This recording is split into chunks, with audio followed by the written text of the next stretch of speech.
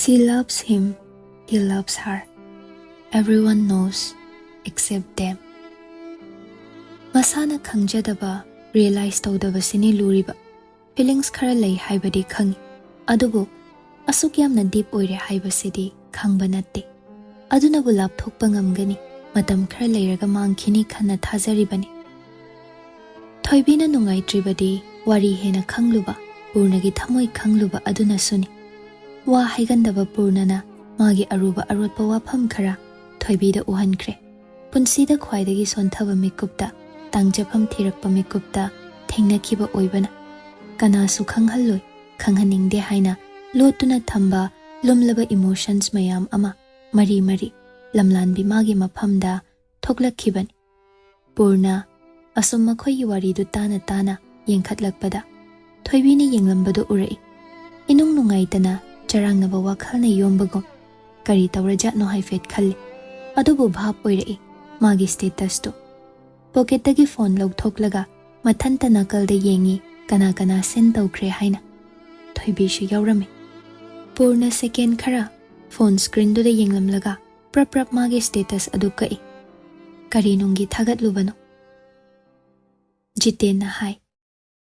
Kuire, aikoi sunga numda hauna chasi hainaribasi. Hai bungo, amta tawsidana. Purna da onsalakpaduda nakalda khara thaidoklaga phone yenglibadu toklaga mayam leiriba adomda changsile. Kido boja. Nganu umatta naisi haiba. Yai. Ai thongbadi haite. Adugidi ai tawgene. Jiten wado haina machanupida khangyeng yeng. Icha Thoibi. Icha leiri sidi. Thongbagi kari wajaruni. Aikhoigi haikraba family cook ama yauridana. As, uncle, mine yam haiboi khankrani. Hairi dudi. Ha. Shia. Ikairi malini tawrise. Thoibi Jiten da kesinaraduna yare haibagi mawongda sugatli. Purna sumadu uraduna nakalda leithoklaga nokningbadu khangi. Pakna udaba Thoibigi mawong matawni. Adumna kesinaba adumna yamna adorable oiba mawongda magi masak udlakpasi tawgande. Aduna asumna openly express tawraklibasi midu magi punsida yamna special oire haibagi masakni. Kona thangda Purna na hairai. Oza, angangsingse aikhoini yetpireni. Thadokrasi. Oza ibani sum paglomda wari khara tawrasi aduga. Hoine hei. Ahal na tai chadaba haidu tari aise. Chalo. Jasa, atai dadi haidu uranuko. Matam thengjile. Thoibiga chinglembaga do kari khumdoino khangda leptuna leire chatpa sungamdre. Purna Jiten bu chatse haidana mana oina puthore. Kuina adumna makhoi masen wari saduna lepado chinglembasu Thoibi su tofam khangdre haiba ma khangbagini. Park manung changbaga Jiten nuklei. Aikhoina di nungsidana ikoi dadana tawriba. Ha, aduda moina di ikairiba. Purna sunoi. Sum ahalsingda thamliba respect ni asisu phai. Nang shu hanuba mayamga pundana ta leidana ahal wangang tawrene ha. Ahal oirakpagini doja. Masine ngangbasidi. Chahi kaya sudana nganglibano. Somda chinglemba ngasaidagi Thoibida kirup yenglibani. Purnada Thoibina iwawana yengkiba mityeng aduso ma khangning. Adubo hangbadiki ma thamoi kainingde. Reality dagi thaiduna chenba pamli hojiki oina. Thoibigi leifam yobaga good night wish tawne. Good night. Phazan chalo. Hayeng class setminase. Ai khoi tamoi bike tu puraki. Kari no metro da dum chasi. Kari gi bike no. Nong phadok ni sum wathi darokanu ko. Ai nangna thoba gari tongbagi. Pura kainomni. Ai se am trust tawda bai wani. Ki haiba toina gari thoba mi shuna tabanina. Toina thodrasu experience lai risidi. Si Manipur na te chinglemba. Traffic yam khetnabani. Lambi kyam chili gari kamain thonei nang loi khangiba natra. Ai khangi haiba. Chatlo yare. Nang somwa thingang leidore. Purakanu ko gari do. Ai di tongoi ko. Si hairamduna Thoibi changkre. Onthoktuna amuktanga yenglami. Mityengdo gari purakanu haibagi mawongdani. Chinglemba ngahak gate mayadudha leaptuna lay aduga khalli pung kayada thoksige traffic khitang komdoba matang amadana hena fani khara ngalap thoibi tiffin du paiduna changakpaga Nancy paisilai kadai ai chak lambana sire koino chadribo insang ari ni bema loire kukcha thomage aide insang sina kona dum chaba yaba sida kadai kadai piro asi haina tiffin du lawi living room yobada nupi ama phamlami thoibi ingak ngakladuna chap lepi Nancy na intro tawre mado ai high school friend ni nahan khai koira ke haraga timing sum cha draba adugi ngase hekta la ona evening da lai nang chakra kanda o asi haina nupi du da onsile hi ai thoibi Nancy ge flatmate ai lina chak charabo kai charage masi angawbi sina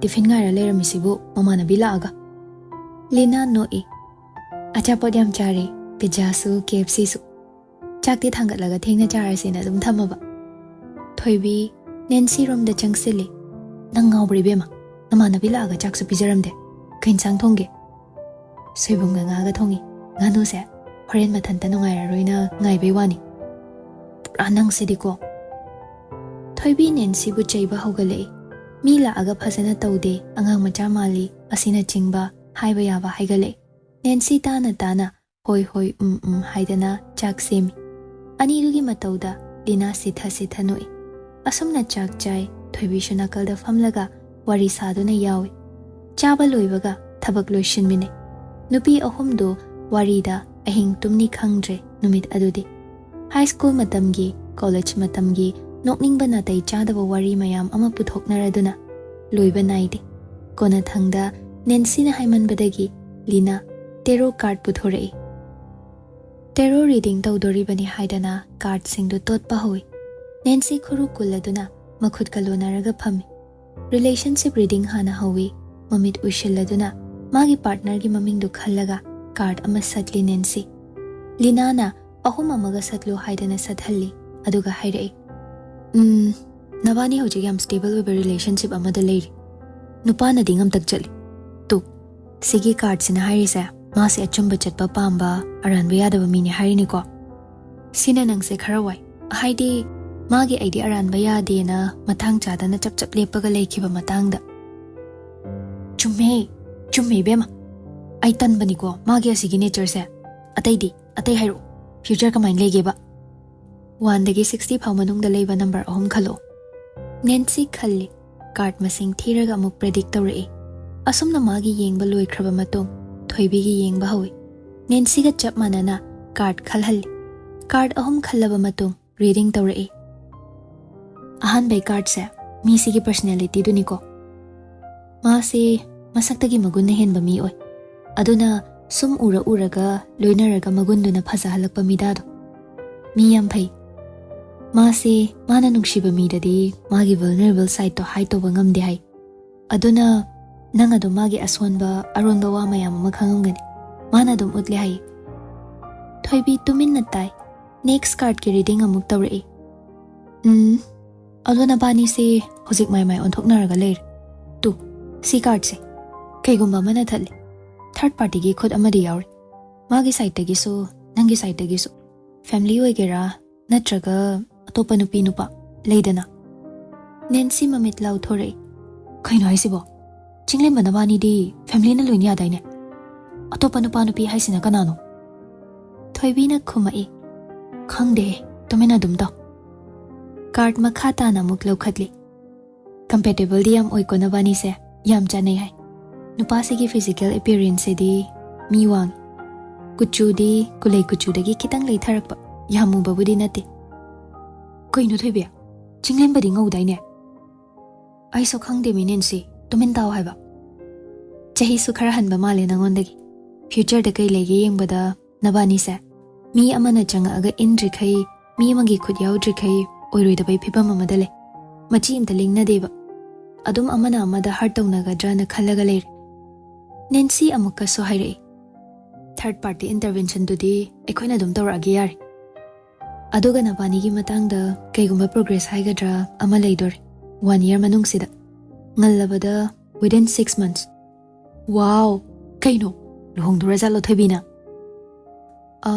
Ado positive outcomes purakadra, negative purakadra di khangde ko. Sida wa amadi tho haina pibagi wan. Phajane handle to hai. Thoibi sugatli. I attract chaos Lena. I give it horaklaba maguni. Kishu dawreda, kem khaluno. Ado, nang kana khalaga card se satkiba. Asida thoklai sidi chinglimbaga kem su chanade. Kana khandori ge toro. Thoibi card adu satpada ma kana gi WakhaL khankrage khali. Chinglimba su ningsingdi, kana su ningsingkhidabani. WakhaL ihang hangna tarang amada satkiba khakni. Pung thengjillakpadagi tumlasi haina tumnaba changi. Nancy gi di off day ni hayingsi. Thoibi di university chattaba yadaba leibagi nganta hawgakadoribani. Tumba matam hendokhibagi tumba pakne yade. Adubu nampuda tumsinaba hotne. Ngaihak hipthabaga nonganbana su halai. Ayuki breakfast charaga thoklakpada chinglemba bike amaga gate mayada leirami. Nangse ngangnaba yade he oiba. Lao garo. Thoibi thairaga makhongna chatli chinglemba su bike to start tawraga moli thaurai. Lao mi purabani na kok chapminaraseba. Thoibi chatlambado khanglep lepaga chinglembada yeng. Aina pamdre hardi pamdrabani. Aina yaningdre hardi yaningdrabani. Makha tarubada soidana saura ani khang. Chinglemba hoi yare haibagi mawongda makuk nomlamlaga gari do thaugatkre. Adumna chatkraba matung Thoibi tumin leptuna ngaihakle. Mabo handaksi kari tawre khalladuna. Adumna hairamdrabasu phagadawbani. Chumna phajana hairamgadawbani. Amuksu khali. Asigumba strong rejection ama laklibasi kari maramdagino. Luhongbagi wa pusilakpadunara natraga chinglembasi handak change tawrabra. WakhaL mayamsida manglaga university yore. Magi numit kharanigi tawdawa thabak loina chenduna loishinnaba hotnarami. Week amagumbadi lip lawgadawri. Madugi assignment nganta pikhatli oza unarami. Interview lawrubagi report puduna magi guide ka wari sai atay suggestion lawi. Adudagi report amamuk ikhatli asina chingba. Purna airport ta check-in tawba loiraba matung boarding tawnabagi gate thiduna lai. Minute kunrom di watli. Ayuk nganta nongan jingay thoklakpa oibana. Pukto ihang hanglabani. Karigumba ama jasin kisira khanna koyeng yengi. Mayam phamliba adomdagi thoklaaga vending machine kheliba aduda changsili. Packet achapot khara drinks khara yauri. Kari chasigi khana liptuna lei. Khanpham ama ikhang khangdi. Coffee gumba cha gumba ama cafe amadagi thakpana phabra amuk khalli. Onthoktuna cafe leiriba adomda yengi. Mi khara queue da lebli. Maduna pharani khanduna changlai. Changlakpaga coffee ama order tawi. Receipt pirakpada lupa chaniga kuntra taruk tabadu ure. Mamitlaw thoktuna bill paper machadu da yeng. Yoliba pot aduga piriba price aduga chanamandabagini. Mathanta nokladuna payment tawi. Coffee adu yamna special oibasu natti. Icham chamba disposable cup amada hapani. Sugar di isana pamjaba mongda lawhali. Tongana basket amada packet khara haptuna thamami. Packet ahumuk lawraga thoklakle. Stir tawnaba stick machadumaga paisalaga. Nena tana ngahak phamge haina thariba phampham amada changsili. Coffee adu nakalgi phampham duda thamlaga sugar hapnaba packet adu khoi. Ama khokpa loirakpada mathong chadaba angang pisak ani khak inna kauna nakal duda sanabada coffee aduda kausile. Adum leimaida pumchai chaiki. Cup aduna leimaida tharo oli. Sugar packet adu pairaga purna upai leita angang ani duda yengkhatle. Tanja duda mama su chensilakduna apologize tawi. Sorry. As ai chasing se yademi tumin leiba haitemi. Kashu kaide angang na tawbabu soibani. Ai coffee se ama leijagi. Yarni leidrasu nungaiti ama leigi. Yarni ai boarding tawdosu minutes khardang ngai. Yani leidrasu. As yam nungaitri kamdawni tawriside. Ai kaisu khanjadeda. Ekhoi Manipur macha ngaktani kaidawi haigi. Tamo yam nungaijari adumai haibirakpase. Tamo kawrakpaduda purna bit khanghan halli. Macha ani leiraba nupisina mabu tamu kaurakpasi khitang thamoi shokpago cleaning gi leiriba staff singdu changlaktuna chairibadu taithoi angang anidugi mamado staff singduda saudanaba onsinduna kari karino hairi ngahaki matung boarding taunaba kaurakle handbag adu yangkhatlaga changsili ticket check tauna mathang lakle flight manung changbaga seat hobe thiduna phami mi yam la akanda seat thiba pochai thangatpa purna yam tal aduna yaringkhai mana hana changba mana hana phamba sini magi pandam asi yalakpa bag ado mathakta thangat khraba matung magi seat nungaina famle window seat tabagi so mi changthok changsin tawge hairakla roi khanna wayama sanglaban mayam irang lang angang makholga amaga wari sanabaga ayambana manipur thok toba ngaktanina manipuri oi purna ngasagi coffee du ningsingla aga sugatli handaksi daw ama iya yadabago ngasi yum thokani haidana plane manungda famliba siso daw ama yadabagini haina khallibani dawgi matangda khallubada mari mayam ama thokle kari karamba matangda daw yadaba haidana list ama oina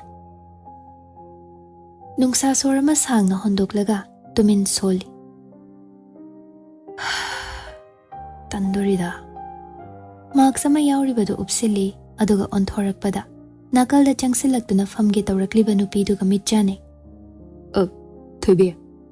thoibi shu ingangakna yenglai purna prap upliba marks adu lauthoi kep upliba du shu lauthoi thoibi ngaihak ngaktuna lepaduda lambi thachile haiduna mi amana hairakle wa makha tana jingai hana sit aduda famnaba tawi purna gi hek nakal mayai sit aduda changsilaktuna famlaga hai yum thoklira hoini natrade yam thazadana uncle nadi kem hairakte aina kanam hairamdreda kuina thoktoba natabanina kayam kuina 2 days or 3 days chimsina kai hairakpa aduda depend tawri return ticket kaktriba adude ai sana kakcharadi round ticket to kaktoba mina kakpiraga thadorakpani adugi upai leita lakpa thoibi nokmi tawri aidi week amagi lip lawraga lakpani oh kai leire mamagi uso uncle su lak tawdo lip lawa pharak tara mal magi student ama paper pathok taw leina oh adudagi amu usop to chawna tawdo natabanina chahi oina som nungaite khana katpanina ai khak yaurage tawba oh govinda da puna katsidi haibani aduda yumda leiba anti do aduna yumda ahal khar barton tawraga tawsi nungaite hai aigi budi ama hekte yar thoibi wadu paring makha chathare purna so hoi haidana tumin adum tai purna na hangluba su leite thoibi masa mathanta pangli dali thorakpani gyan tarakpada chap lepe flight chu paikhatpa hore ngahak paikhatpagi matangduda thoibi mamit uishinduna khang ma fana yamna phana toina asumna travel tawrabasu take off matamgi ngahaki phibam sidi haino haiba sungya yadri mamit uishinduna suktuklaga tumin leibado purna haifet yengle aduga nokmi tawi khara stable oiraklaba matangda thoibi mamit pangthoraktuna nungsa sor sangna hontoi motion sickness lebro lei purna pocket tagi mithai ama puthoraklaga pire fruit flavor dani thoibi mithai adu lauduna yengi aduga sina phagadro khangde phabra yeng caffeine gumbagi manamsu kungawa phabani coffee kogi asi haina coffee ani kawi ayingba AC maraktuda coffee asabagi cup aduda paibadu nungai thoibi sip ama chingduna thai sugar ahenba pamladuna hai sira khana makok thangatuna yenglei athumba khara pami haibase purna sohana dagi khanglabani masu sip ama thakpada thoibi gi apamba flavor oidre bhab taraduna ngasai hap khidriba sugar packet machadu puthore aduga thoibi da pirei wadi ngangde thoibi nokladuna lawi sugar su pocket ta haplaga pura boira amasu yauri asi haina ngasai ahum lawrakpada ani lem hobadu pirei loina packet ama khutna paishillaga amadu happy aduga thai ꯄꯨꯔꯅꯁꯨ ꯀꯣꯐꯤꯗꯨꯗ ꯌꯦꯡꯅ ꯌꯦꯡꯅ ꯍꯥꯏꯔꯛꯏ, ꯉꯁꯤꯗꯤ ꯀꯣꯐꯤꯁꯦ ꯈꯥꯗ꯭ꯔꯦ. ꯀꯩꯕꯣ? ꯅꯍꯥꯟꯈꯩꯗꯤ ꯁꯨꯝ ꯑꯩꯒꯤ ꯇꯦꯁꯦ coffee ꯄꯥꯝꯃꯛꯇ꯭ꯔꯕ꯭ꯔꯥꯅ ꯈꯜꯂꯨꯔꯕꯅꯤ. ꯏꯈꯥ ꯈꯥꯕ ꯍꯦꯟꯖꯤꯜꯂꯛꯄꯗꯧꯅ. ꯑꯗꯣ ꯉꯁꯤꯗꯤ ꯈꯥꯗ꯭ꯔꯦꯕ. ꯄꯨꯔꯅ ꯁꯤꯠ ꯑꯗꯨꯗ ꯃꯀꯣꯛ ꯉꯥꯊꯔꯒ ꯒ꯭ꯌꯥꯟ ꯇꯥꯅ ꯐꯝꯈ꯭ꯔꯦ. ꯅꯍꯥꯟꯈꯩ ꯊꯦꯡꯅꯕꯗꯒꯤ ꯉꯁꯤꯅ ꯈ꯭ꯋꯥꯏꯗꯒꯤ ꯅꯛꯄ ꯐꯤꯕꯝꯅꯤ. ꯕꯤꯖꯤꯅꯦꯁ ꯀ꯭ꯂꯥꯁꯀꯤ ꯁꯤꯠ ꯑꯣꯏꯕꯒ ꯐꯝꯂꯤꯕ ꯑꯅꯤꯗꯣ ꯏꯇꯠ ꯇꯠꯇꯅ ꯊꯦꯡꯅꯩ. ꯄꯜ ꯈꯥꯔꯤꯕ ꯍꯥꯏꯕꯕꯨ ꯃꯔꯛꯇ ꯂꯩꯔꯤꯕ ꯈꯨꯠ ꯊꯝꯐꯝ ꯍꯦꯟꯗꯜ ꯑꯗꯨꯈꯛꯅꯤ. ꯊꯣꯏꯕꯤ ꯃꯈꯨꯠ ꯊꯝꯃꯛꯀꯦ ꯇꯧꯕꯒ ꯄꯨꯔꯅꯒꯤ ꯍꯥꯟꯅꯗꯒꯤ ꯊꯝꯕꯗꯨꯗ ꯊꯦꯡꯉꯤ. ꯚꯥꯞ ꯑꯣꯏꯍꯧꯗꯕꯅꯤ. ꯑꯅꯤꯗꯣ ꯃꯈꯨꯠ ꯄ꯭ꯔꯞ ꯂꯧꯊꯣꯛꯂꯒ ꯇꯝꯄꯥꯛꯇ ꯊꯝꯃꯤ. ꯋꯥꯗꯤ ꯉꯥꯡꯅꯗꯦ. 3 hours ꯃꯨꯛꯀꯤ ꯖꯔꯅꯤꯅꯤ. ꯑꯍꯤꯡ ꯇꯨꯝꯗꯕꯒ ꯑꯌꯨꯛ ꯅꯣꯡꯉꯥꯟꯗ꯭ꯔꯤꯉꯩ ꯊꯣꯛꯂꯛꯄ ꯑꯣꯏꯕꯒ ꯊꯣꯏꯕꯤ ꯃꯁꯥꯗꯨ ꯃꯣꯟꯊꯔꯛꯂꯦ. ꯄꯥꯁꯃꯤꯅꯥ ꯁꯣꯜ ꯃꯆꯥ ꯑꯃ ꯄꯨꯔꯛꯂꯤꯕꯗꯨ ꯂꯧꯊꯣꯛꯂꯒ ꯏꯟꯁꯤꯜꯂꯤ. ꯑꯗꯨꯒ ꯉꯥꯏꯍꯥꯛ ꯇꯨꯝꯊꯅꯕ ꯇꯧꯏ. ꯃꯤꯅꯠꯁ ꯈꯔ ꯃꯃꯤꯠ ꯎꯏꯁꯤꯟꯗꯨꯅ ꯂꯩꯔꯝꯕꯗꯒꯤ ꯇꯨꯝꯊꯈꯤꯕ ꯈꯪꯍꯧꯗ꯭ꯔꯦ. ꯃꯀꯣꯛ ꯑꯗꯨ ꯃꯁꯥ ꯃꯊꯟꯇ ꯆꯦꯞꯊꯔꯛꯇꯨꯅ ꯄꯨꯔꯅꯒꯤ ꯂꯦꯡꯕꯥꯟꯗ ꯇꯥꯏ. ꯑꯗꯨꯗꯒꯤ ꯏꯔꯦꯟꯖꯅ ꯉꯥꯊꯔꯒ ꯇꯨꯝꯈ꯭ꯔꯦ. ꯄꯨꯔꯅ ꯇꯨꯃꯤꯟ ꯆꯞ ꯌꯨꯡꯗꯨꯅ ꯐꯝꯃꯤ. ꯂꯦꯡꯁꯤ ꯀꯗꯥꯏ, ꯂꯦꯡꯂꯣꯏꯁꯤ ꯀꯗꯥꯏ, ꯑꯣꯟꯊꯣꯛꯄ ꯐꯤꯕꯝ ꯑꯃꯗ.